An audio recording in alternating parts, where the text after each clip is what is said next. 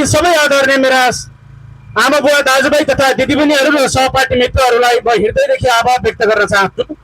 र यो राज्य सत्तासँग हामी आज 68औं दिन भयो माइतीघर मण्डलामा 3:30 बजेदेखि 6 बजेसम्म शान्तिपूर्ण तरिकाले आफ्ना बाँका मुद्दाहरू राख्दै गएको। म राज्य सत्ता र अहिलेको संरचनालाई म एउटै प्रश्न गर्न चाहन्छु। जति बेला मान्छेहरू आजको चेतनामा आइपुगेको थिएन, मान्छेहरू नाङ्गै जङ्गलमा जनावर जसरी घुमिराखेको थियो, त्यो घुमिराखेकै मान्छेलाई त्यसको इज्जत दिनकै लागि कपडा चाहिन्छ भनेर त्यसको शरीरको खुट्टादेखि शिरसम्म आफैले नापेर त्यो मान्छेलाई कपडा सिलाइदिएर त्यसलाई इज्जत ढाकिदिने मान्छेले चाहिँ के अपराध गर्यो? भूत जसरी अनुहार देखाउँदै हिँडेको मान्छेलाई तेरो यो लगाउँदा सुहाउँछ, तेरो नाकमा यो लगाउँदा सुहाउँछ, तेरो शिर र गलामा यो लगाउँदा सुहाउँछ भनेर हेरेकै आधारमा लगाइदिएर मान्छेलाई त्यसको सौन्दर्यता बढाइदिनु दलितहरूको के अपराध थियो? मान्छेले जङ्गलमा खाने कुनै पनि उपाय नपाएर कन्दमूल बाहेक केही पनि खाँदैनथ्यो, त्यस्तो मान्छेलाई त्यही कन्दमूल पनि पकाएर खानुपर्छ भनेर भाँडाकुँडा बनाइदिएर हतियार बनाइदिएर त्यो जङ्गलमा घुमन्ते जसरी घुमिरहेको मान्छेलाई समाजमा ल्याइदिएर त्यो के अपराध गर्यो दलितहरूले? त्यसकारण समान्तीहरूलाई कहिलेकाहीँ मन लागेको बेला जे पनि गर्थे, तर मान्छेलाई मन दुखाए बेला कस्तो खालको गीत चाहिन्छ र कस्तो खालको नृत्य गर्दा उसको मन खुसी हुन्छ भन्ने कुरा त्यति बेला न टिकटक फेसबुक हुन्थ्यो, न रेडियोहरू हुन्थ्यो, न कुनै गीत सङ्गीतहरू हुन्थ्यो। यो गीत गाउँदा उसको मन खुसी हुन्छ, यो नाच्दा उसको मन खुसी हुन्छ भनेर नाचिदिने र गाइदिने मान्छेहरूले के अपराध गरे? त्यसकारण तपाईँ संसारभरिको अभ्यास हेर्नुभयो भने आजको यो दुनियाँमा आइपुग्न जोसँग कला थियो, जोसँग सिप थियो, त्यही मान्छेको बलबुतलेर त्यही मान्छेको रगत र पसिनाले समाज यहाँ आइपुगेको। हामी भन्छौँ कहिलेकाहीँ मलाई त ब्रान्डेड कपडा चाहियो भन्छौँ, तर त्यो बेला कपडा सिलाउने मान्छेलाई यो समाजको संरचनाले दमाई भनेर अछुत नबनाएर बरु राज्यले लगानी गरिदिए भए आज संसारको ब्रान्डेड कपडाको हक नेपालमा हुन्थ्यो, अन्त कहीँ खोज्न जानु पर्दैन थियो।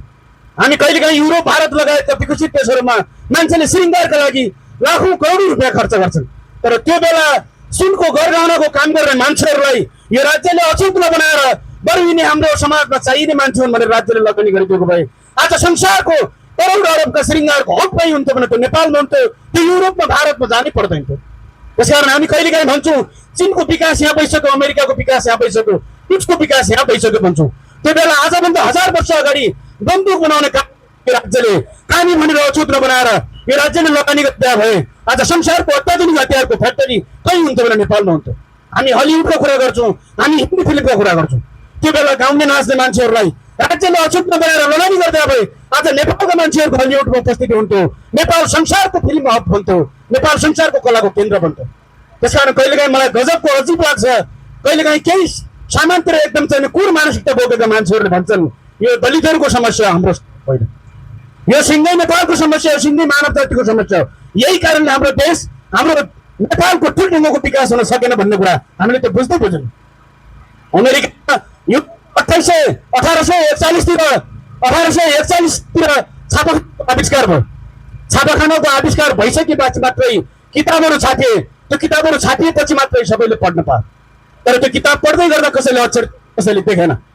त किन नदेखिँदो रहेछ भन्ने कुरा मान्छेले लेन्ससँग खेल्दै गर्दा मेरो आँखा कमजोर हुने रहेछन् भन्ने कुरा पत्ता लाग्यो, त्यहीबाट चस्माको आविष्कार भयो।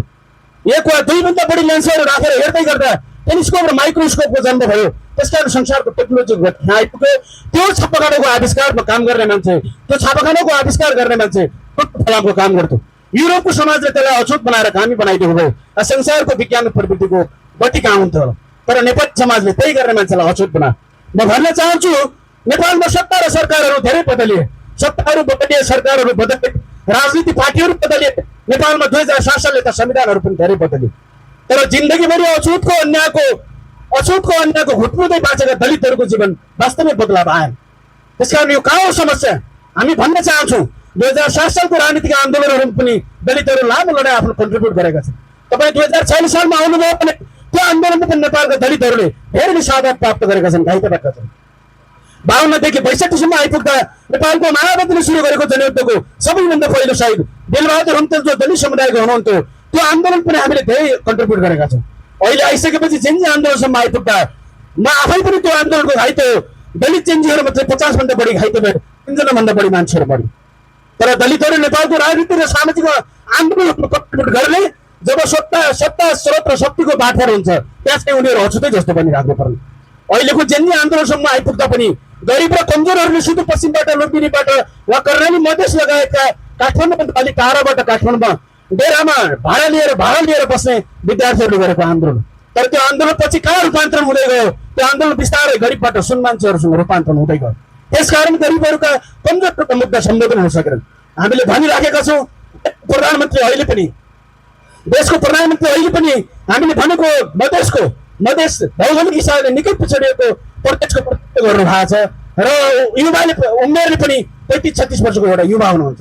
म उहाँलाई भन्न चाहन्छु, उहाँको कालो चस्माले दलितहरूलाई देख्दैन भने त्यो चस्मासँग अब मुठभेड हुन्छ। त्यो चस्मालाई हामीले त्यसमा सिंहदरबारको गेटभित्र छिराएको, त्यो चस्मा मधेसतिर रमलिँदै थियो, त्यो चस्मा काठमाडौँमा आएर के गर्दै थियो, त्यो चस्मालाई हामीले बनाएको, त्यो चस्मालाई पुर्याएको। तर बालिङ शाहको कालो चस्माले फेरि पनि दलितहरूलाई, गरिबहरूलाई, उत्पीडितहरूलाई, श्रमजीवीहरूलाई, लघुवित्त र किसानहरूलाई देख्दैन भने त्यो चस्मासँग पनि मुठभेड हुन्छ। र अर्को एउटा मान्छे छ, संसारभरि आफ्नो सर्टिफिकेट बिक्री गर्दै आएर नेपालको अर्थमन्त्री बन्यो। तर त्यही मान्छेले के गर्यो भन्नुहुन्छ भने गरिबहरू मरेको लासमाथि पनि भ्याट लगायो। तर जिन्दगीभरि सामन्तीको हलो जोत्दै जीवन गुजारिरहेका दलितको स्वतन्त्रमा पाउँछन् भन्ने कुरा त्यो ढङ्ग अर्थमन्त्रीले बुझ्यो। त्यसकारण म यहीँबाट प्रश्न गर्न चाहन्छु, नेपालमा 2 करोड रुपियाँ हुने मान्छे कोही किसान हुन सक्छ? 2 करोड रुपियाँ तिमीहरू लगानी गरेर 40% बल्ल राज्यले दिन्छ भने त्यसलाई थाहा थिएन कर्णालीको पीडा के छ भन्ने, सुदूरपश्चिमको पीडा के छ भन्ने, यहाँका गरिब र किसानहरूको पीडा के छ भन्ने कुरो त्यो भोगी अर्थमन्त्रीलाई थाहा थिएन। त्यसकारण अर्थमन्त्रीको गति यही भयो भने त्यस्तै भोगी अर्थमन्त्रीसँग हिसाब गर्नुपर्ने हुन्छ। अहिलेको गृहमन्त्री संसदमा गणेश नेपालीहरू मर्दै गरेर आँसु धारेको देख्छौँ। त तपाईँका आँसु कतिजना गणेश नेपालीहरू मर्नुपर्ने हो, कतिजना नवराज भिखाहरू मर्नुपर्ने हो, कतिजना अङ्गिरा पासी रश्मिका परिवारहरू मर्नुपर्ने हो, कतिजना हिंसा भिखाहरू मर्नुपर्ने हो, कति दिनसम्म दलितहरू सडकमा बस्नुपर्ने हो? तपाईँ मरेपछि मात्रै हुने हो कि वा जिउँदा मान्छेको उद्धार गर्ने हो, जिउँदा मान्छेलाई मान्छे छोरा भन्ने हो? रवि लामिछानेले कहिलेकाहीँ सदनमा हात हल्लाउँदै हात जोडेर भन्नुभयो हामीले दलितसँग माफी माग्यौँ। त्यसो भए रवि लामिछानेको माफी इमान्दारी त थियो भने आज पनि दलितहरू किन मरिरहेको छ? आज पनि दलितहरू अन्यायको तपाईँ कुरामा किन बचिरहेछ? आज पनि दलितहरू सडकमा किन भिख मागिरहेका छन्? यदि त्यो माफी इमान्दारी त थियो। त्यसकारण कहिलेकाहीँ नेपालका फटाहरूले आजसम्म त्यो जुनसुकै राजनीतिक पार्टीका नाममा अहिलेकाले सबै बेठी गरे हिजोका ठिक थियो भन्ने पनि होइन, सबै राजनीतिक पार्टीहरूले कमजोर दलितहरूलाई, महिलाहरूलाई, गरिबहरूलाई प्रयोग गर्दै आएको छ। त्यसकारण अब कमजोरहरूको लडाइँ हुन सक्छ। मधेसमा अहिले जो धार्मिक युद्ध भइरहेको छ त्यो युद्धको शान्तिको कामना पनि गर्न चाहन्छु, म शान्तिमा आउन अपिल पनि गर्न चाहन्छु।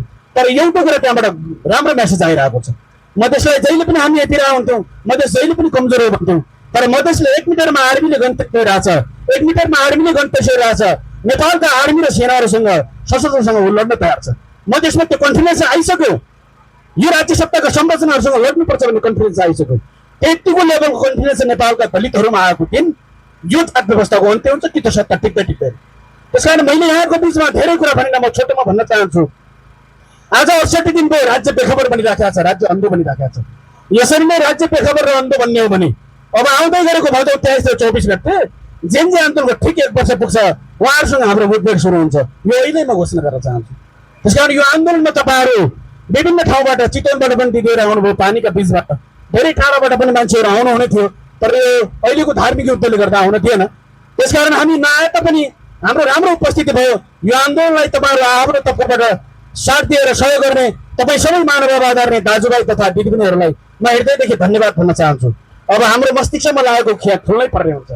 अब पनि खुलेन, अब पनि हामी जागेर पनि पुग्दैनौँ भने 3000 वर्ष भयो नेपालमा, 3000 वर्ष भयो मान्छेहरू अछुत हुँदै आएको। अब कतिका वर्ष हुने हो? मान्छे एकपटक जन्मिने हो, एकपटक मर्ने हो। मान्छेहरू मर्दै जान्छ तर जात व्यवस्था जिउँदै छ। यो जिउँदै भएको जात व्यवस्थाको निम्ति हामी जिउँदा मान्छेहरूले एकपटक मर्न तयार हुनुपर्छ।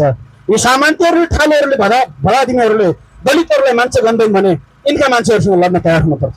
म प्रहरी सुरक्षाकर्मी मित्रहरूलाई आग्रह गर्न चाहन्छु, सत्ताहरू बदलिने तर सत्ताको बन्दुक जनतासँग जहिले पनि त्यसै राखेको हुन्छ। सत्ताको बन्दुकको नाल गरिबहरूसँग हुन्छ, दलितहरूसँग हुन्छ, कमजोरहरूसँग हुन्छ। जहिले पनि गरिब र कमजोर भइराखेको हुन्छ। तपाईँहरूको बदलीमा पनि दलितले सामन्तीको हलो जोत्दै कमाएको पैसाको ट्याक्स छ। तपाईँहरूको बन्दुकमा पनि हाम्रो लगानी छ, हामीले पनि ट्याक्स तिरेका छौँ। यदि तपाईँहरूको वर्दी र तपाईँहरूको बन्दुकको नाल हामीसँग तेर्सिन्छ भने त्यो वर्दी र बन्दुकको नालसँग पनि हिसाब गर्नुपर्ने बेला हुन सक्छ। त्यसकारण हामी अब बिस्तारै यो आन्दोलनलाई देशव्यापी बनाएर जबसम्म सामन्तीहरूले सुन्दैन, जबसम्म त्यो सरकार तयार हुँदैन, तबसम्म लड्ने कुराको एकैबद्धता र उद्घोष गर्दै मेरो आजका केही भनाइहरू यही अन्त गर्छु र कार्यक्रम समापन भएको घोषणा गर्न चाहन्छु। हस्त, धन्यवाद, नमस्कार।